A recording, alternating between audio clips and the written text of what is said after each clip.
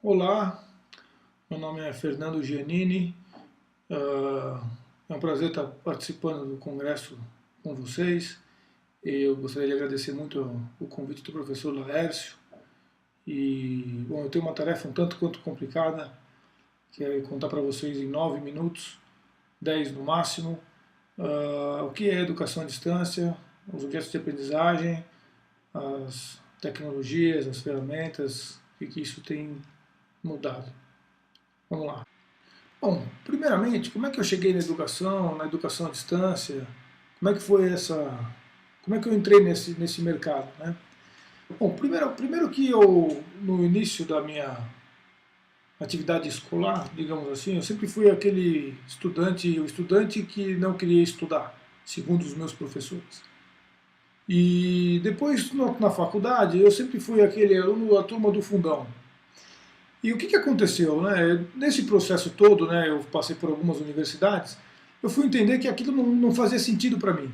Né? Eu não estava entendendo. E numa das conversas com que eu tive numa das universidades que eu encontrei, a gente conversou muito sobre educação, sobre as novas tecnologias, e aí foi proposto um desafio: ir para Muzambinho e construir um sistema de educação online, uh, objetos digitais, para uma universidade. Né?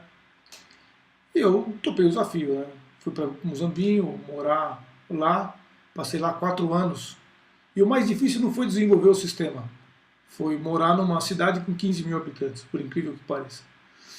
E, bom, o que eu encontrei quando eu cheguei? Né? Quer dizer, como é que foi essa conversa?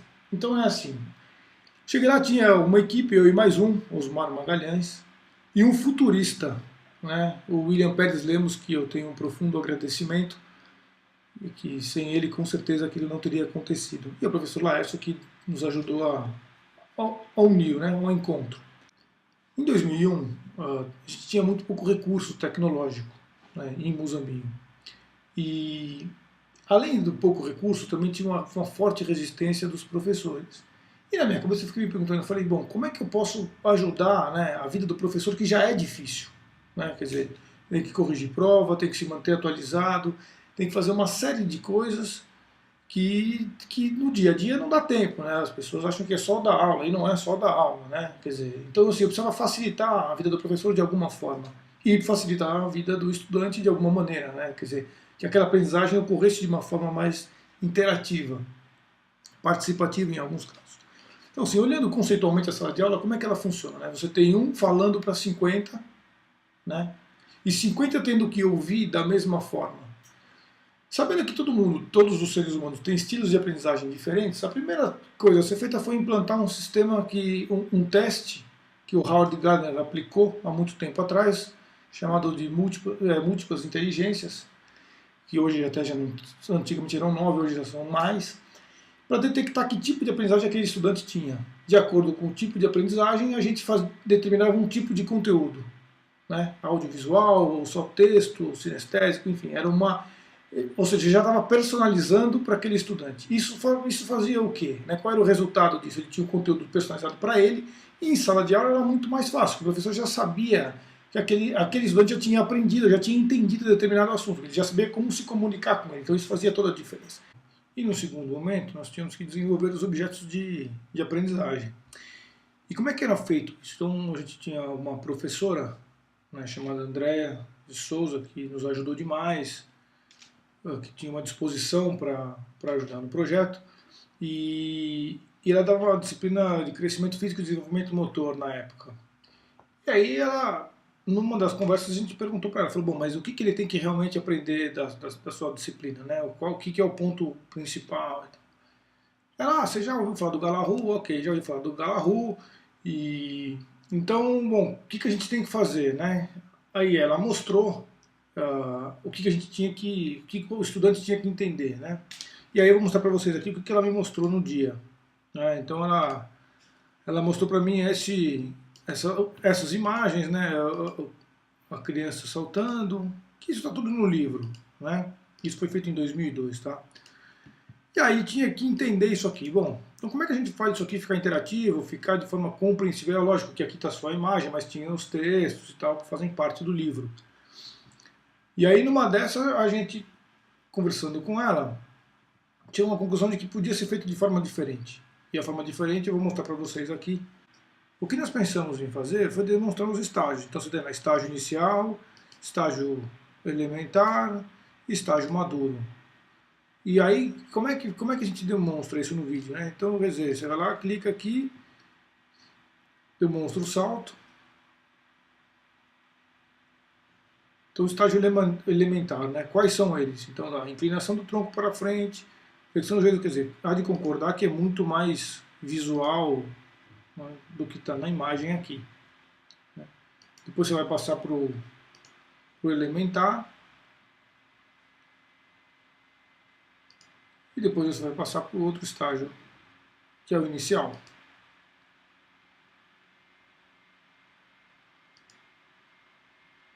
Bom, enfim, isso aqui é só uma demonstração do que era possível fazer na época. Isso foi feito em 2001. Né? Bom, como esses objetos tinham outros.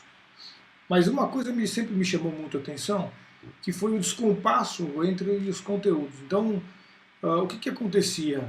Você tem uma aula de fisiologia que não está ligada com a aula de crescimento motor.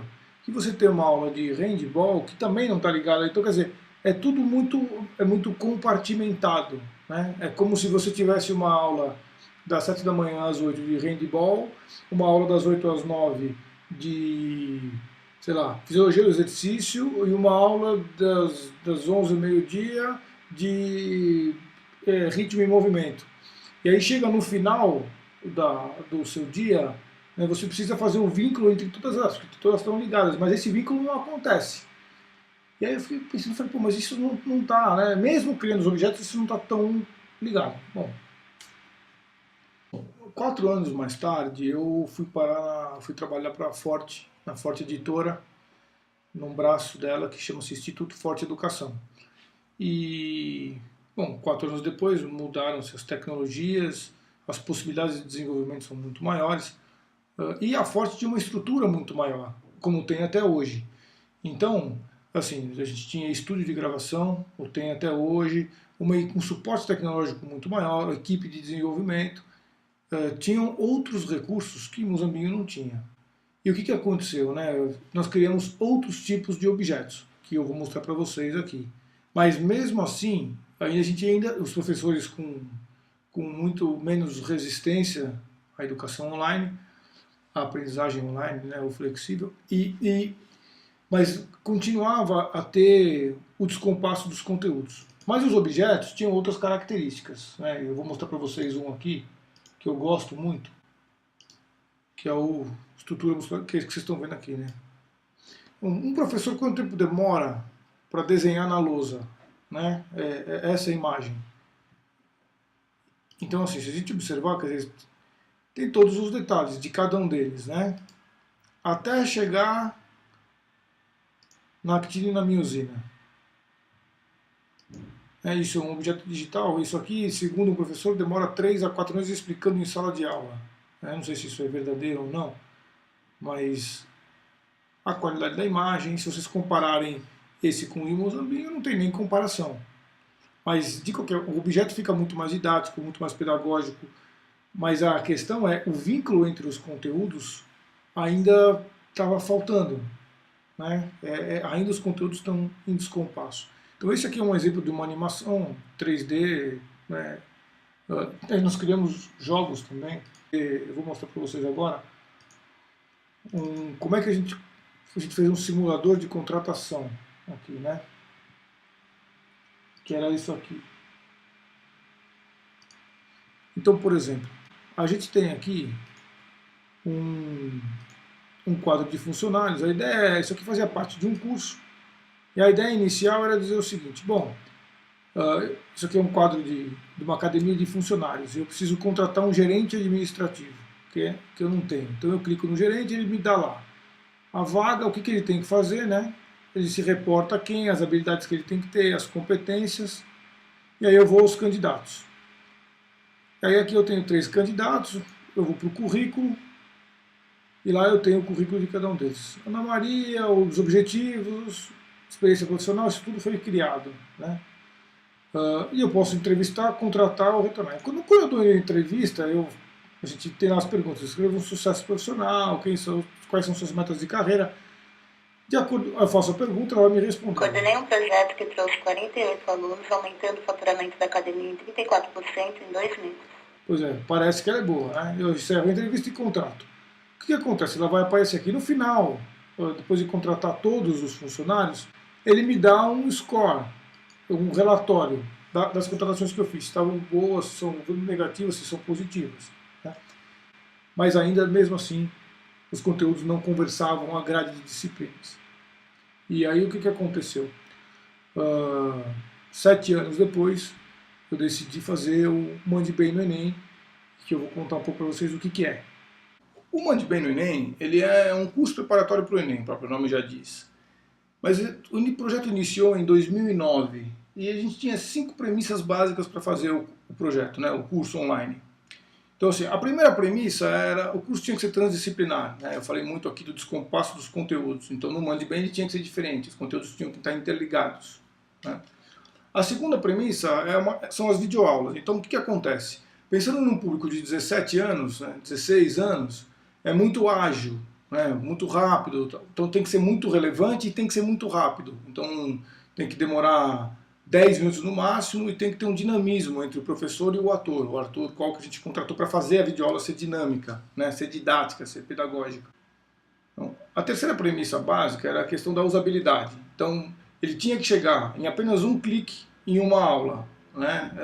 E aí, nessa aula, nessa página de aula que vocês estão vendo aqui do lado, tem todas as ferramentas que o curso oferece. Eu tenho que chegar em qualquer área do site em apenas um clique, para poder facilitar.